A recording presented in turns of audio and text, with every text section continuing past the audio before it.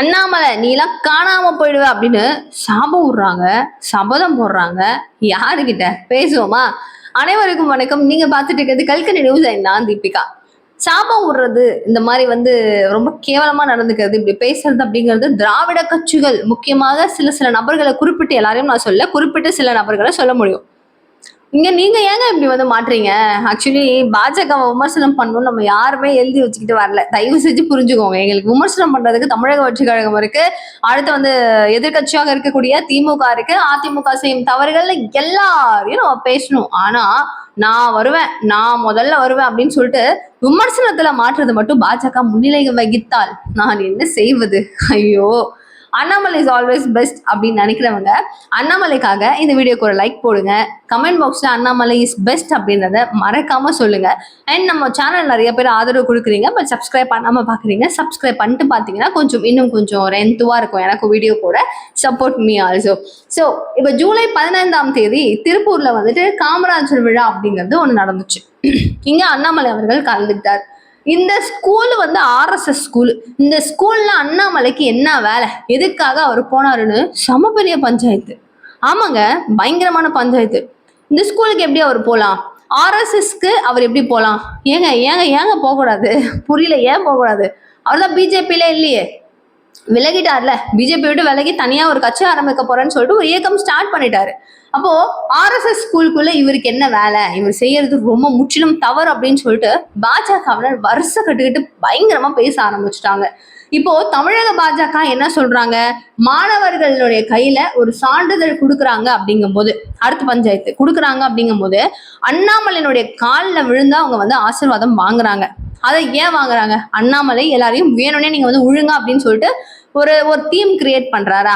அவர் காலில் எப்படி உழலாம் பசங்க, அதை எப்படி நீங்க ஆதரிக்கலாம், தப்பு இல்லையா அப்படின்னு சொல்லிட்டு என்னென்னவோ கிளம்புது. எனக்கு என்ன சொல்றதுனே தெரியல. இதெல்லாம் கிளப்புறது பாத்தீங்கன்னா பேசிக்கா பாஜக சைட்ல இருந்து தான் வருதாங்க. இவங்க தாங்க கிளப்பி விடுறதா. ஏங்க வராங்க, ஏங்க இது மட்டுமாங்க நடந்தது? அவர் காலில் மட்டுமா விழுறாங்க? எவ்வளவோ தலைவர்கள் காலில் விழுந்துட்டு தான் இருக்காங்க. இதெல்லாம் எங்களுக்கு பிடிக்காது, அப்படிலாம் செய்யவே கூடாது, ஒரு மரபு கிடையாது, இப்படிலாம் பேசுற நம்ம ஸ்டாலின் ஐயா அவர்களை எடுத்துக்கோங்க. இதே மாதிரி ஒரு ஒரு கல்வி சார்ந்த ஒரு விழா நடக்குது. அந்த இடத்துல ஒரு பெண் வராங்க, விழுறாங்க. அப்போ என் காலில் மட்டும் விழுந்தா பத்தாது, பக்கத்து ஸ்டேட் முதலமைச்சர் உட்கார்ந்துருக்காரு, அவர் காலையும் சேர்ந்து விழுன்னு சொல்லி பண்ணாரா இல்லையா? அப்போ அதெல்லாம் நியாயம், அதெல்லாம் தர்மம், அதெல்லாம் சரியாக நடக்கும். ஆனால் இது தவறு அப்படின்னா எப்படின்னு எனக்கு புரியல. ஒரு ஐபிஎஸ் அதிகாரியாக இருந்திருக்காரு, நல்ல ஒரு ட்ரஸ்ட் வர்த்தியான ஒரு பர்சன், நல்லா படிச்சிருக்கிறாரு. நம்மள மாதிரி ஒரு ஏழ்மையான, நம்மள மாதிரி ரொம்ப மாடரேட்டான, நம்மள மாதிரியே அவரை பார்க்கும்போது அப்படித்தானே தோணும், ஒரு லக்ஸரியான ஒரு பர்சன் தோணாதுல. நம்மள மாதிரி இருந்து கஷ்டப்பட்டு முன்னேறி அந்த இடத்துக்கு போயிருக்காரு. ஸோ அவரை பார்க்கும்போது அவருடைய ஆசீர்வாதம் கிடைச்சிச்சுன்னா நல்லது தானேங்க. ஐயோ இவர் மாதிரி ஆகணும் அப்படின்னு சொல்லிட்டு எவ்வளவு குழந்தைங்க இவ்வளவு ஆசையா விழுவுறாங்க அப்படிங்கும்போது அது எப்படி விழலாம்? அதெல்லாம் காலை தொட்டு வணங்குறது அப்படிங்கறதெல்லாம் நியாயமா? அப்படியா இப்படியா?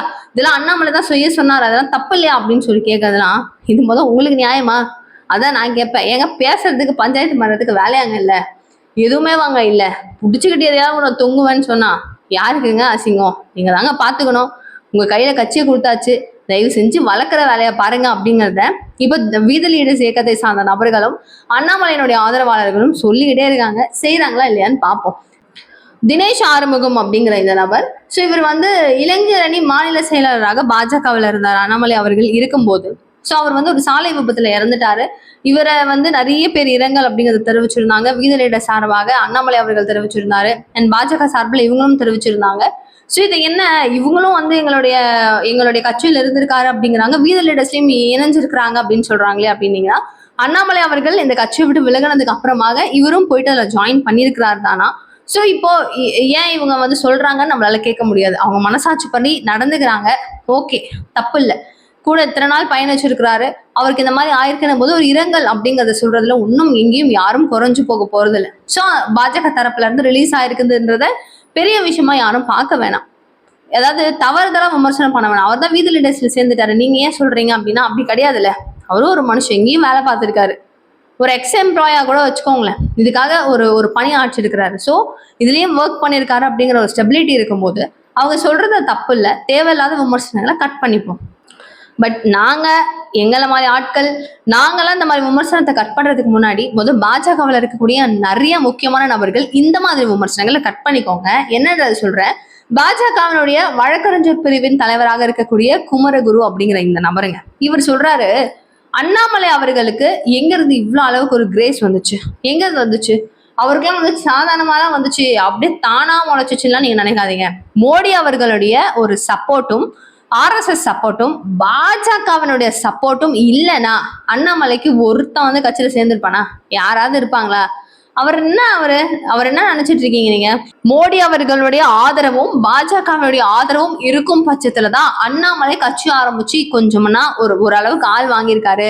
ஒருவேளை மோடி அவர்களும் பாஜகவும் இல்லை அப்படின்னா சகாயம் IAS எப்படி காணாம போயிருந்தாரோ அதே மாதிரி இவரும் காணாம போயிருப்பாரு அப்படின்னு சொல்லிட்டு சொல்றாரு. நீங்க யார் சொல்றதுக்கு நான் கேட்பேன், கண்டிப்பா கேட்பேன். அவர் அப்போ ஒண்ணுமே இல்லையா? அவரு ஜீரோவா? அப்புறம் எப்படி நீங்க கூட்டு வந்தீங்க கட்சிக்கு? எப்படி கூட்டு வந்து அவரை மாநில தலைவர் அப்படிங்கிற ஒரு பதவியை டபக்குன்னு கொடுத்தீங்க?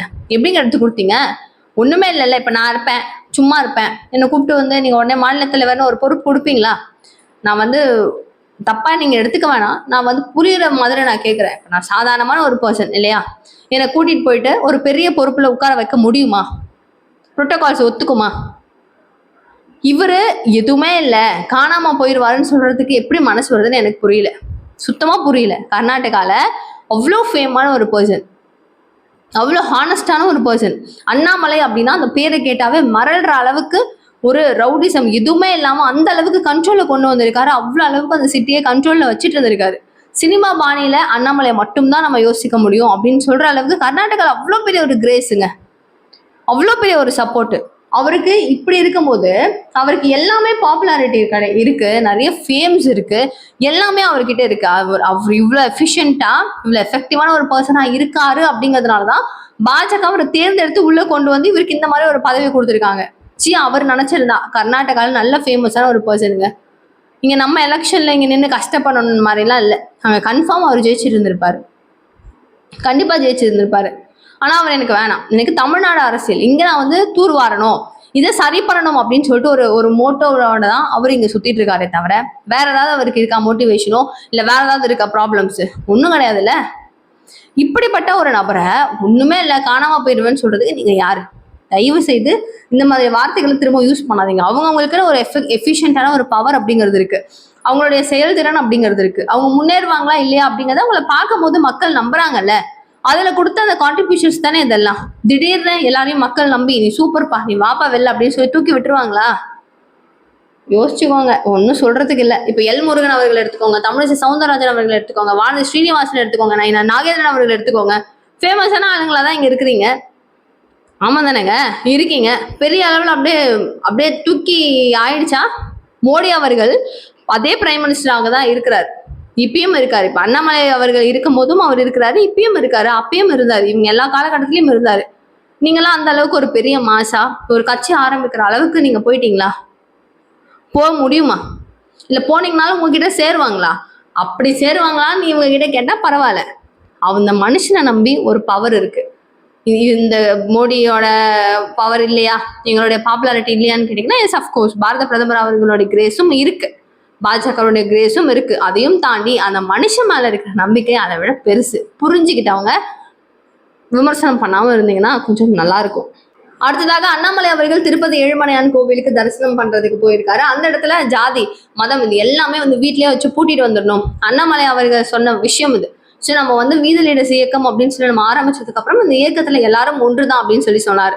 அப்போ பாத்தீங்களா, சனாதனத்துக்கு ஆப்போசிட்டா பேசுற நபர் இவர், ஹிந்துத்துவாக்கு ஆப்போசிட்டா பேசுற நபர் இவர், பாத்தீங்களா இப்ப ஜாதி மதம் அப்படிலாம் பேசுறாரு பாத்தீங்களா அப்படின்னும் போது அந்த மனுஷன் எங்கேயுமே எப்பவுமே விபூதி வச்சுட்டு தான் வருவாரு. அங்க மட்டும் நான் அழிச்சுட்டா வந்தாரு எப்பவும் போல. அதே மாதிரி கோவில் குளம் எங்க போனாலும் அந்த விபூதியை வச்சுட்டு தானே இருக்காரு. அவருக்கான ஒரு கிரேட் எப்படியோ அவர் அப்படிதாங்க இருக்காரு. நம்ம தேவையில்லாம நாங்க டீகேட் பண்றோம் அப்படின்னு சொல்லி ட்ரை பண்ணி நீங்க மொக்க வாங்கிட்டு போயிடாதீங்கன்னு என்னுடைய ஸ்மால் அட்வைஸ். யோசிச்சுக்கோங்க தயவு செய்து. ஸோ ஜனநாயகன் படம் ரிலீஸ் ஆகுது 23ஆம் தேதி ஜூலை மாசம் ரிலீஸ் ஆகுது. ஸோ இங்க வந்து honourable chief minister of Tamil Nadu Joseph Vijay அப்படின்னு சொல்லி ஒரு நேம் கார்டு வரப்போகுது, என்ட்ரி கார்டு இப்படிதான் இருக்க போகுது அப்படின்னு சொல்லிட்டு பதட்டத்துல இருக்கிறாங்களாமா. இப்போ நீங்க அதை அப்பயே விட்டுருந்தீங்கன்னா அந்த படம் ரிலீஸ் ஆயிருந்ததுன்னா எப்படி வந்திருக்கோம்? தளபதி விஜய் அப்படின்னு வந்திருக்கோம். இன்னைக்கு பாருங்க, தேவையா அப்படின்னு சொல்லிட்டு அதாவது தமிழக வெற்றி கழகத்தை சார்ந்தவர்கள் கேட்குறாங்களாம். ஆனா மற்ற கட்சியினர் அதெல்லாம் எப்படி நீங்க விடலாம், ஹானரபிள் சீஃப் மினிஸ்டர் எல்லாம் போட விட்டுருவோமா அப்படின்னு சண்டையா. ஸோ அன்னைக்கு தான் என்ன நடக்க போகுது அப்படிங்கிறது தெரிய போகுது. வெயிட் பண்ணி நிதானமா என்ன நடக்கும் அப்படிங்கிறத ஃபுல் கிரேஸோட பார்ப்போம். ஸோ நீங்க என்ன நினைக்கிறீங்க இந்த வீடியோஸ் பத்தி ஓவரால் அப்படிங்கிறத மறக்காம கீழே கமெண்ட் பாக்ஸில் சொல்லுங்க. தேங்க்யூ ஸோ மச் ஃபார் வாட்சிங் திஸ் வீடியோ. பாய்.